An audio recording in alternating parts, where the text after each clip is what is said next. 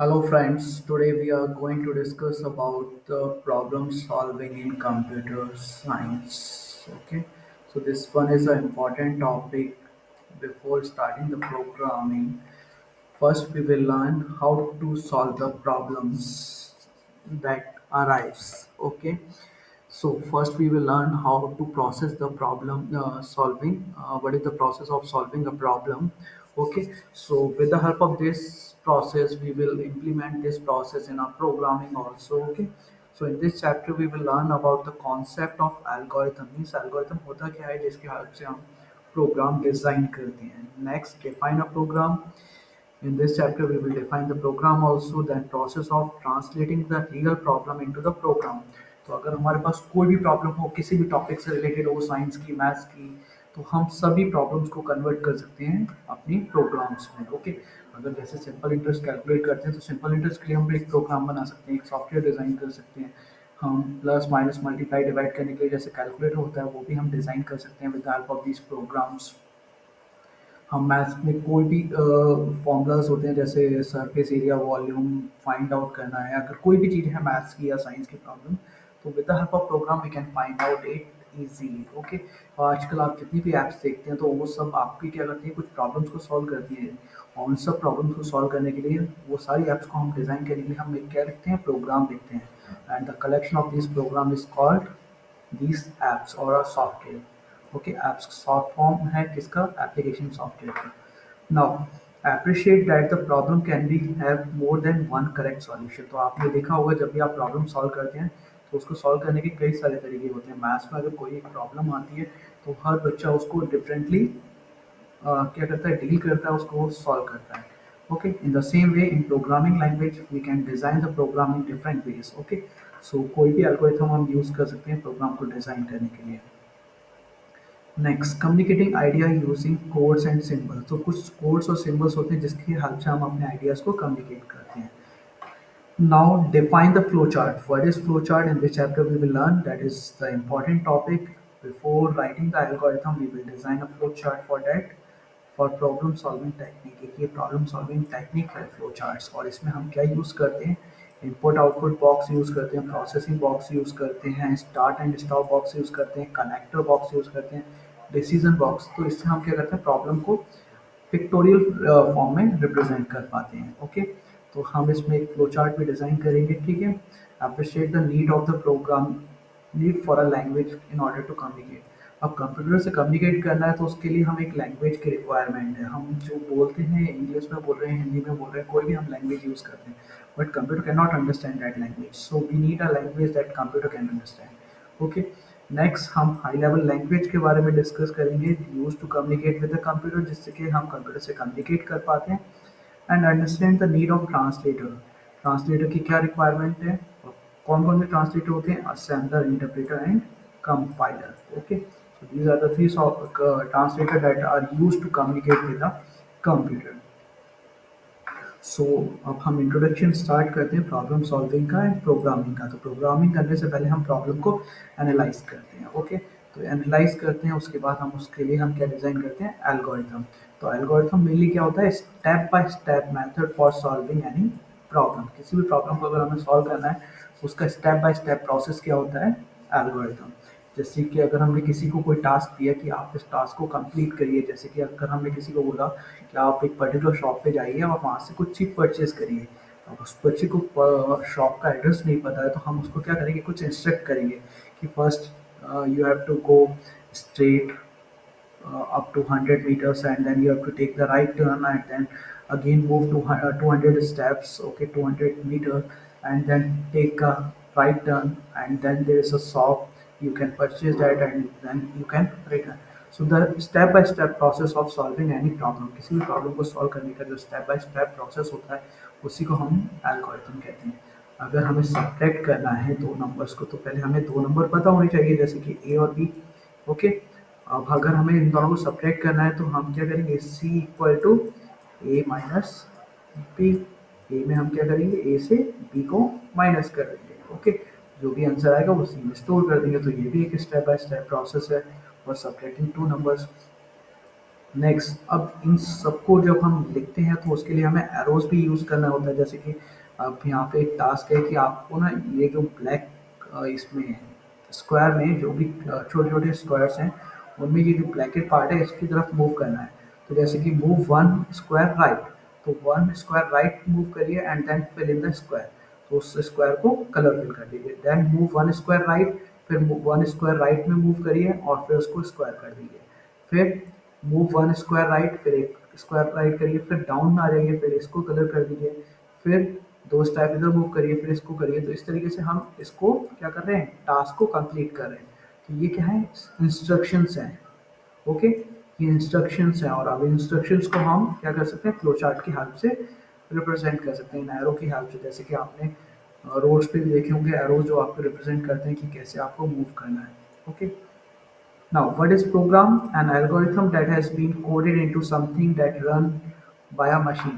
तो जब हम एल्गोरिथम को किसी कोड में कन्वर्ट कर देते हैं तो उसको हम क्या कहते हैं, प्रोग्राम। ओके, तो अब स्टार्ट करते हैं हम अपने फ्लो चार्ट से। ओके, तो फ्लो चार्ट है जो कि क्या है, एक वे है जिससे हम किसी प्रॉब्लम को सॉल्व कर सकते हैं। ओके, तो ये है हमारा फ्लो चार्ट। ओके, ये डाइस वाला गेम है जिसके हेल्प से हम क्या करते हैं, ये लेटर एंड स्नेक वाला जो गेम है इसके लिए हमने एक फ्लो चार्ट बनाया है। ओके, तो जैसे हमारी प्रॉब्लम स्टार्ट होती है हमने क्या करा, एक डाइस को थ्रो किया and move the game piece, और जो हमारी गिट्टी होती है उसको हम मूव करते हैं और फिर चेक करते हैं, ये क्या है, डिसीजन बॉक्स है। चेक कर रहे हैं कि landed on the snake head, क्या स्नेक के सर पे गिरा है। अगर गिरा है yes, slide down to the tail of the snake, जो स्नेक की जहाँ भी टेल है उधर मूव कर दीजिए। फिर हम दोबारा, अगर ये नहीं हेड पे है तो नो आता है, तो आंसर दोबारा चेक करते हैं, landed on the bottom of the ladder, क्या लैडर के बॉटम पे तो नहीं है। अगर है तो move up to the ladder, जहाँ भी लैडर की टॉप वाला पोर्शन है उधर पहुंचा दिया जाएगा। नेक्स्ट, अगर लेटर के उस पे नहीं है तो फिर नेक्स्ट कंडीशन है, reach the last block of the game, क्या ब्लॉक के लास्ट ब्लॉक पे पहुंच गया है गेम के। अगर नहीं है तो दोबारा रिपीट होता रहेगा, अदरवाइज यस, यस है तो फिर ये आपका यहाँ जाएगा, और यस है तो ये आपका यहाँ आएगा, और नो है तो ये दोबारा रिपीट करेगा। यस है तो यू आर अ विनर, और यहाँ गेम एंड हो जाएगा। ओके, यहाँ पे ये नो है और यहाँ पे यस है, ये दोनों नो नो कर दिए, तो दिस वन इज यस। अगर यस है तो आप विनर हैं, अदरवाइज आपको दोबारा रिपीट करना होगा, मूव अप द लाइडर और स्टार्ट करना होगा। ओके, तो फ्लो चार्ट क्या होता है, flow chart is a pictorial representation या graphical representation of program solving process. किसी भी प्रॉब्लम को अगर सॉल्व करना है तो उसकी पिक्टोरियल रिप्रेजेंटेशन होती है, उसको हम कहते हैं फ्लो चार्ट। ओके, तो इसमें हम ज्योमेट्रिकल शेप्स यूज़ करते हैं और डायरेक्शनल एरोज यूज़ करते हैं। जैसे कि हमने यहाँ पे डायरेक्शनल एरोज यूज़ करते हैं ना, ये डायरेक्शन बताते हैं किधर जाना है। और हमने इसमें ज्योमेट्रिकल शेप्स यूज़ करते हैं, जैसे ये एलिप्स है, ये रेक्टेंगल है। ओके, तो हम यहाँ से स्टार्ट करते हैं। यूजेस क्या है फ्लो चार्ट के, to specify the method of solving a problem, किसी भी प्रॉब्लम को सॉल्व करने का एक मेथड है।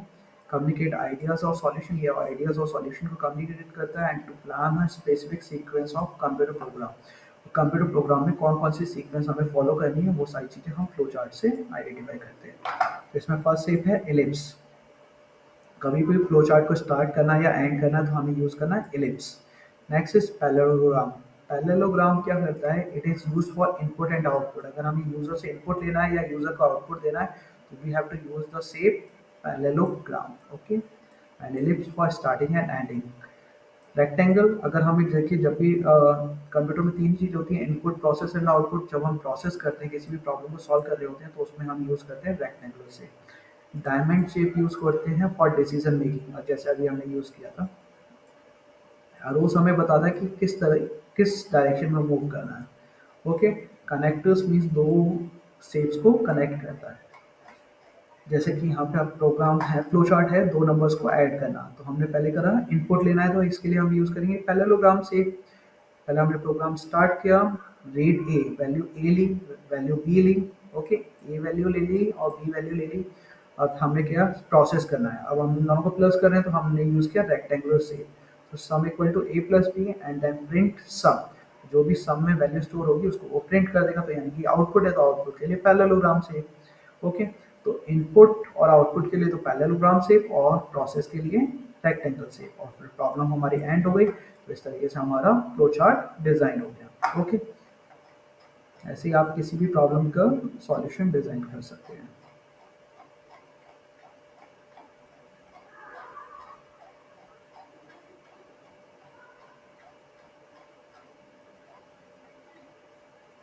देखिए एक यहाँ पे एक प्रॉब्लम है, जैसे हमें आइडेंटिफाई करना है जो हमारा ट्राइंगल है वो स्केलन है या इक्विलेटरल है या आइसोसेलेस है। तो इसके लिए हमें क्या करना है, पहले तो रीड करना है ए बी सी। ये देखिए बॉक्स थोड़ा गलत है, ये होना चाहिए पैरेललोग्राम से, क्योंकि हम इनपुट ले रहे हैं। तो हमने यहाँ पे वैल्यूज ली ए बी एंड सी, तीनों साइड्स की लेंथ ले ली। अब चेक किया कि इस ए इक्वल टू बी, क्या बी ए और बी इक्वल हैं? अगर हैं तो हम चेक करेंगे क्या ए सी के भी इक्वल है, ए और सी इक्वल हैं। अगर हैं तो ये कौन सा ट्राइंगल हो गया? अगर ये यस है तो ये ट्राइंगल कौन सा हो गया? इक्विलेटरल। ओके, इक्विलेटरल में तीनों साइड्स इक्वल होती हैं। अगर नहीं है तो हम यहाँ पे चेक करेंगे इज ए इक्वल टू सी, क्या ए सी के इक्वल है? अगर नहीं है तो वो स्केलर है। और अब यहाँ पे हम एक और चेक करेंगे कि A equal to B.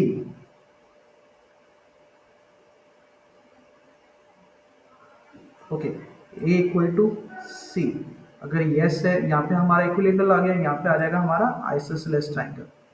Okay, क्योंकि अगर ए इक्वल टू, दो साइड्स हमारी इक्वल हो जाएंगी तो हमारे क्या हो जाएगा, क्योंकि यहाँ पे ए और बी इक्वल हो गया।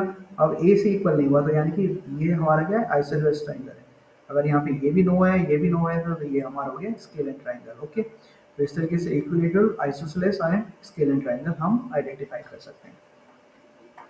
Next one is programming language. Programming language क्या होती है और इनको के लिए हमें ट्रांसलेटर की क्या रिक्वायरमेंट है? ओके, तो देखिए कंप्यूटर कौन सी लैंग्वेज अंडरस्टैंड करता है? Machine language. और मशीन लैंग्वेज किस फॉर्म में होती है? 0 and 1। Okay, that is also called a binary language. तो बाइनरी लैंग्वेज ह्यूमन बींग्स तो अंडरस्टैंड नहीं कर सकते हैं, सिर्फ कंप्यूटर ही अंडरस्टैंड कर सकता है। ओके, सो अब ह्यूमंस कैसे बाइनरी लैंग्वेज को समझे, तो we need a translator for that. Okay, translator क्या कर देगा, हमारे उस लैंग्वेज को कन्वर्ट कर देगा ह्यूमन रीडेबल फॉर्म में। ओके, देखिए यहाँ पे स्टार्ट करते हैं प्रोग्रामिंग लैंग्वेज। तो 1 और 0 is difficult to understand in this language, so we have designed a high level language. High level language क्या है? जिसमें इंग्लिश वर्ड्स होते हैं और मैथमेटिकल सिंबल्स होते हैं। तो हाई लेवल लैंग्वेज क्या करती है? Mainly help us to translate the machine language to the human beings and help to translate the human language to the machine language. Human language यानी कि high level language that is understand by the user. इसको user तो understand कर सकता है but machine नहीं कर सकती, तो इसके लिए हमें ट्रांसलेटर की रिक्वायरमेंट होती है। तो ये सारी क्या है? हाई लेवल लैंग्वेज है। बेसिक, कोबोल, पार्सन, पास्कल, सी, जावा, C++, पाइथन। ओके, तो ये सारी क्या है? हाई लेवल लैंग्वेज है। अब ट्रांसलेटर की क्या रिक्वायरमेंट है? जो इन दोनों लैंग्वेज को कम्युनिकेट कर सके, मीन्स जो कंप्यूटर की लैंग्वेज को किसको समझा सके? ह्यूमन बींग्स को।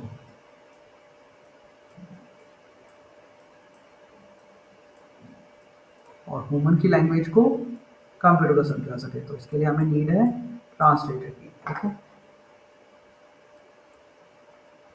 तो फर्स्ट ट्रांसलेटर आता है असेंबलर। असेंबलर क्या करता है? जो मशीन लैंग्वेज है या सोर्स कोड है उसको, यानी कि जो ह्यूमन लैंग्वेज है या जो असेंबली लैंग्वेज है उसको कन्वर्ट करता है मशीन कोड में, और मशीन कोड से assembly language. Assembler mainly use for होता है assembly language. But high level language के लिए हमारे पास दो ट्रांसलेटर होते हैं, एक इंटरप्रेटर और एक कंपाइलर। तो कंपाइलर क्या करता है? पूरे प्रोग्राम को एक साथ रीड करता है और कन्वर्ट कर देता है, और इंटरप्रेटर क्या करता है? लाइन बाय लाइन करता है। ये दोनों कंपाइलर ट्रांसलेटर यूज होते हैं हाई लेवल लैंग्वेज के लिए। ओके, जबकि जो असेंबलर है वो सिर्फ असेंबली लैंग्वेज के लिए होता है। तो देखिए इंटरप्रेटर के बारे में बात करते हैं। सिंगल इंस्ट्रक्शन और single step of program written in high language and translate to the machine code. ये लाइन बाय लाइन ट्रांसलेट करता है। फर्स्ट लाइन को रीड करेगा, देन ट्रांसलेट करेगा, देन सेकंड लाइन को रीड करेगा, देन ट्रांसलेट। देखिए यहाँ पे दे रखा है, पहले इसने लाइन रीड करी, हेलो फ्रेंड, ये रीड हो गई, इसको ट्रांसलेट कर दिया। फिर देन सेकंड को करेगा, फिर इस तरीके से करता रहेगा। जबकि कंपाइलर क्या करता है, translate the complete program as a whole, ये पूरे प्रोग्राम को एक साथ ट्रांसलेट कर देता है मशीन कोड में। ओके, जैसे ये हमारा प्रोग्राम है, इसको कंप्लीटली हमने कंपाइलर की हेल्प से कन्वर्ट कर दिया ऑब्जेक्ट कोड में। ओके, तो ये एक साथ करता है और ये लाइन बाय लाइन या सिंगल कमांड एक साथ स्टार्ट करता है। दोनों हाई लेवल लैंग्वेज को कन्वर्ट करने में हेल्प यूज करते हैं। ठीक है, तो ये हमारा बेसिक पार्ट था। अब हम स्टार्ट करेंगे programming in Python. Okay, in next lecture.